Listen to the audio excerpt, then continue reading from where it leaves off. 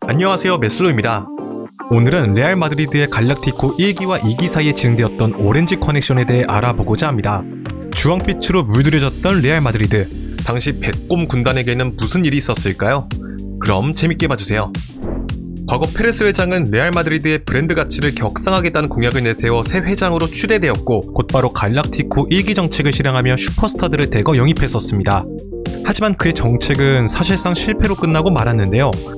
당시 베컴의 영입으로 비로소 완성된 갈락티코 1기는 그의 영입과 함께 맨유의 수석 코치이자 베컴의 사용법을 알고 있는 케이로스가 새 사령탑으로 취임하면서 많은 기대를 받았습니다. 그는 베컴 위주의 전술을 구상하되 호나우두, 라울 투토, 지단 피고, 베컴을 미드필드진에 동시 기용하는 상당히 공격적인 전술을 구사했는데요. 그러나 문제는 당시 추가적으로 실행된 지다네스 파보네스 정책으로 인해 화려한 공격진에 비해서 수비진의 퀄리티가 상당히 아쉬웠고, 주전과 후보 간의 격차가 상당히 컸다는 것이었습니다. 설상가상으로 케이로스 감독은 선발 라인업에 변화를 주지 않는 스타일이라 갈락티코 멤버들은 혹사를 당할 수밖에 없었는데요. 그렇게 아쉬운 성적을 거두며 잦은 감독 교체가 단행되었고, 결과적으로 갈락티코 1기 정책은 실패로 끝나고 말았습니다. 따라서 페레스 회장은 이에 대해 책임을 지고 물러나야 했죠. 자, 그의 후임으로는 페레스 사단 출신의 칼데론이 추대되었습니다. 칼데론 회장은 부임 후 우승 청보사 카펠로 감독을 데려오며 부활을 도모했습니다. 그는 부임하자마자 수비력과 조직력을 1순위로 내세우며 슈퍼스타들을 하나둘씩 내칠 준비를 하기 시작했는데요. 이 과정에서 호나우두, 베컴, 호베르토 카를로스와 마찰을 빚기도 했습니다. 그리고 이와 동시에 자신의 애제자들인 에메르송과 칸나바로를 이탈리아에서 데려왔고, 리그왕 최고의 숨이라 불리던 마하마두 디아라를 영입해왔습니다. 결과적으로 카펠로는 부임 시즌 레알 마드리드에게 오랜만에 리그 우승컵을 쥐어주긴 했으나 여러 구설수 끝에 경질되고 말았습니다. 카펠로의 강압적인 지도 방식, 홈 경기에서의 아쉬운 성적, 빈약한 득점력이 경질의 가장 큰 이유로 꼽혔었죠. 그리고 그의 후임으로는 헤타페를 이끌고 라리가에서 돌풍을 일으킨 독일 출신의 베른트 슈스터 감독이 선임되었습니다.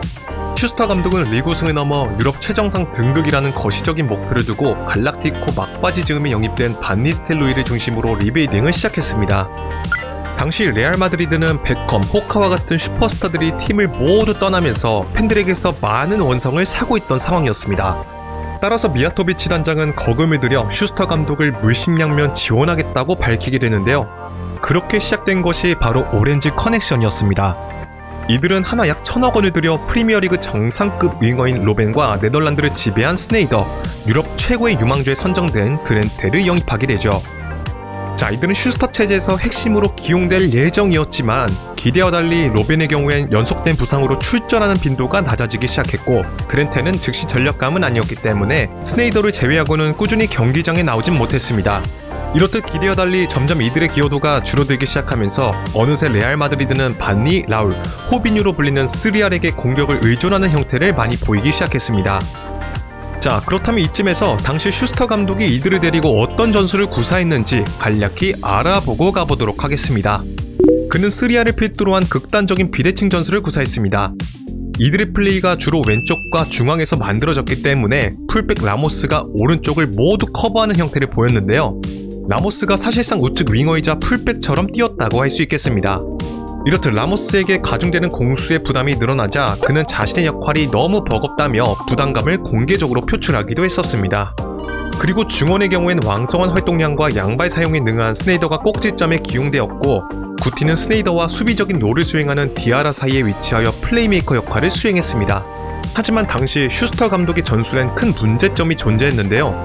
바로 공수 간격이 상당히 넓었다는 것이었습니다.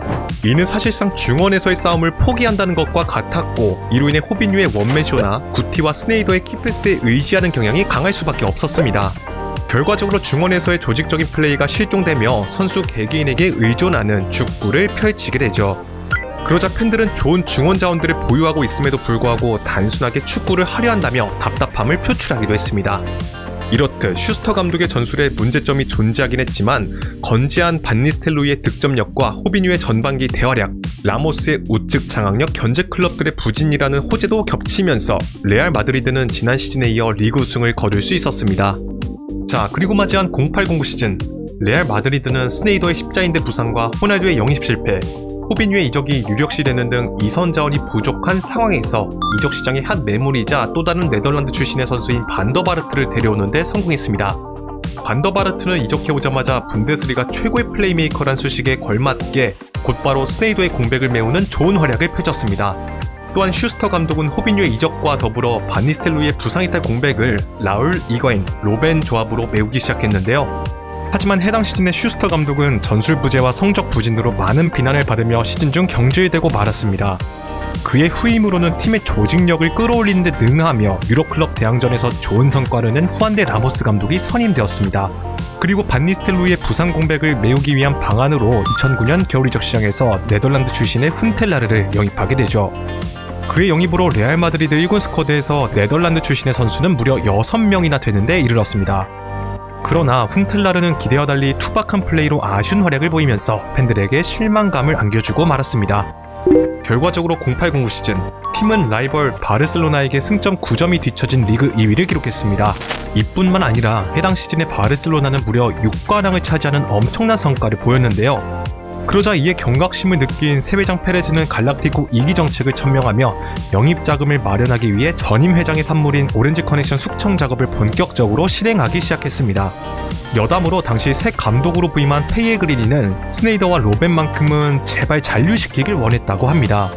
하지만 페레스 회장이 가차없이 이들을 모두 매각해버렸다고 하죠. 자, 그리고 훈텔라르 또한 이적해온 지 불과 반년 만에 밀란으로 이적하게 되면서 그렇게 오렌지 커넥션은 빠르게 해체되고 말았습니다.